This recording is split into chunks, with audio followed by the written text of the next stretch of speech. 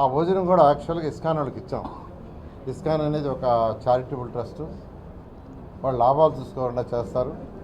వాళ్ళతో కూర్చొని డిస్కస్ చేసి 73 రూపాయలు పర్ డే 3 పూటలకి వాళ్ళకి 73 రూపాయలు ఇచ్చేటట్టుగా, పేదలు నిరుపేదలు 3 పూటలు తిన్నా 15 రూపాయలు వస్తుంది. మిగతా 68 రూపాయలు, మిగతా డబ్బులు కంప్లీట్గా 58 రూపాయలు రాష్ట్ర ప్రభుత్వం సబ్సిడీ చేసేట్టుగా ఆ రోజు ప్లాన్ చేసి, ఆ రోజు వచ్చి రోజు 3 పూటలు తింటే 58 రూపాయలు రాష్ట్ర ప్రభుత్వం నుంచి ఇచ్చేటట్టుగా ఏర్పాటు చేసి 2,25,000 మంది భోంచేస్తుంటే ఆ వైఎస్ఆర్సీ ప్రభుత్వం రాగానే మొత్తం క్లోజ్ చేసింది. అది నిజంగా దారుణం. నేను యాక్చువల్గా మా ముఖ్యమంత్రి నారా చంద్రబాబు నాయుడు గారు ఆ రోజు నాకు ఈ పోర్ట్ఫోలియో ఇచ్చి అన్నా క్యాంటీన్స్ని స్టార్ట్ చేయమంటే ఫస్ట్ చెన్నై పోయాను. చెన్నై పోయి అమ్మా క్యాంటీన్ స్టడీ చేసి అక్కడ భోంచేసి అధికారులతో మాట్లాడొచ్చా. కర్ణాటక పోయా, ఇందిరా క్యాంటీన్ స్టడీ చేసి అక్కడ భోంచేసి వచ్చాను. ఇతర రాష్ట్రాలకు కొన్ని స్టడీ చేసి అధికారులను పంపించా, ఇండియా అంతా పంపించాను. ఉన్న వాటిల్లో కంటే బెస్ట్గా చేయాలనే ఉద్దేశంతో. ఎందుకంటే ఆ రోజు ముఖ్యమంత్రిగా ఉన్న నారా చంద్రబాబు ఒకటి చెప్పారు, నారాయణ పేదలు నిరుపేదలు తినే ఫుడ్ బాగా ఉండాలి ఒకటి, రెండోది వాళ్ళు తినే ఎన్విరాన్మెంట్ చక్కగా ఉండాలి, రెండు చెప్పారు. దాంతో ఇలా చక్కగా బిల్డింగ్లు కట్టాం. ఇలా బిల్డింగ్స్ చక్కగా, ఈ బిల్డింగ్స్ అన్నీ కంప్లీట్గా 2 monthsలో కట్టాం. అవి కూడా పెద్ద పెద్ద కంపెనీలకు ఇచ్చాం. స్టార్ట్ చేసి అవన్నీ క్లోజ్ చేశారు. అయితే ముఖ్యమంత్రి గారు మొదటి 5 సంతకాలు ఇదొక సంతకంగా చేశారు. దీన్ని త్వరలో, అంటే వీలైనంత త్వరలో ఈ అన్నా క్యాంటీన్స్ ఏదైతే 200, 300 అన్నీ స్టార్ట్ చేస్తాం.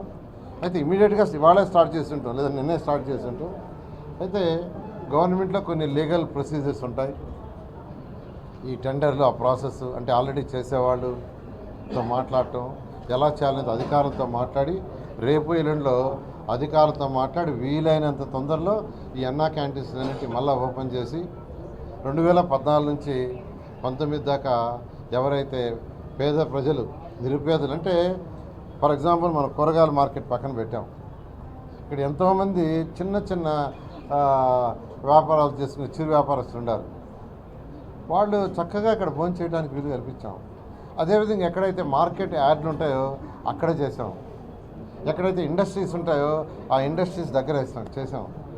ఇప్పుడు ఎక్కడైతే ఉదయాన్నే కార్మికులు అంటే ప్లంబర్స్ కావచ్చు, ఎలక్ట్రీషియన్స్ కావచ్చు, బయలుదేరు కూలీలు కావచ్చు, ఎక్కడి నుంచి అయితే బయలుదేరుతారో ముఠా కూలీలు అంటారు, ఎక్కువ మంది ఎక్కడైతే ఉంటారో ఆ ప్రాంతాల్లో స్థలాలు చూసి ఏర్పాటు చేస్తే, ఈ ప్రభుత్వం వచ్చిన తర్వాత అన్నీ ఫస్ట్ క్లోజ్ చేసేసారు. క్లోజ్ చేసి వాటిలో రకరకాలు పెట్టారు. అంటే కొన్నిట్లో శానిటేషన్ మెయింటైన్ చేసేట్టుగా పెట్టుకున్నారు. కొన్ని వచ్చి మాస్టర్స్కి యాక్చువల్గా లెక్కించడానికి పెట్టారు. రకరకాలుగా అంటే ఒక్కొక్క దాంట్లో ఒక్కొక్కటి పెట్టారు. అయితే వీటన్నిటిని కూడా మళ్ళీ అన్నా క్యాంటీన్స్కే ఇస్తాం. వాటికి సంబంధించి ఏమైనా ఉంటే వేరే ఏర్పాట్లు కూడా చేస్తాం, ఇబ్బంది లేదు. కొన్ని దగ్గర యాక్చువల్గా సెక్రటరియట్ పెట్టున్నారు సచివాలయాలు. ఆ సచివాలయాలకు వేరే బిల్డింగ్ అరేంజ్ చేసిన తర్వాత ఆ బిల్డింగ్లో అన్నా క్యాంటీన్ స్టార్ట్ చేస్తాం. అదేవిధంగా ఏదైనా ప్రభుత్వమే, ఇప్పుడు సచివాలయమైన ప్రభుత్వమే, లేదా శానిటేషన్ బస్తాలు వేసినా ఏది చేసినా అది ప్రభుత్వానికి సంబంధించిందే. కాబట్టి ఆ డిపార్ట్మెంట్లు ఇబ్బంది పడకుండా వాళ్ళకి ఆల్టర్నేట్ చూసి వీలైనంత తొందరలో, ఎంత తొందరలో లీగల్ ఇష్యూస్ అన్ని చూసుకొని ఇమీడియట్గా స్టార్ట్ చేసి పేదలు నిరుపేదలకి చక్కగా ఆ 5 రూపాయలకే చక్కటి భోజనం అరేంజ్ చేయడం జరుగుతుంది. వాటిని కూడా అంటే ఇప్పుడు యాక్చువల్గా ఏసీవీ బస్ స్టాపులు కావచ్చు, బస్ స్టాండ్లు కావచ్చు, మిగతా ఏదైనా ఇప్పుడు under ground drainage, drinking water వాళ్ళ అధికారుల గురించి మాట్లాడాను.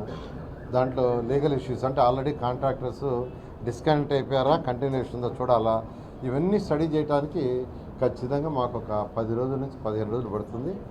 ఈ 15 రోజుల్లో స్టడీ చేసిన తర్వాత ఆ తర్వాత ఎన్ని రోజుల్లో ఎక్కడ చేయబోయేది కూడా ప్రజలకు చక్కగా మీడియా ద్వారా వివరిస్తాం. టెంటేటివ్గా ఏ డేట్ కంప్లీట్ చేస్తామని చేసి ముందుకు పోవడం జరుగుతుంది. ఒక టైం బౌండెడ్గా అన్నీ ముందుకు పోవడం జరుగుతుంది. ఓకే.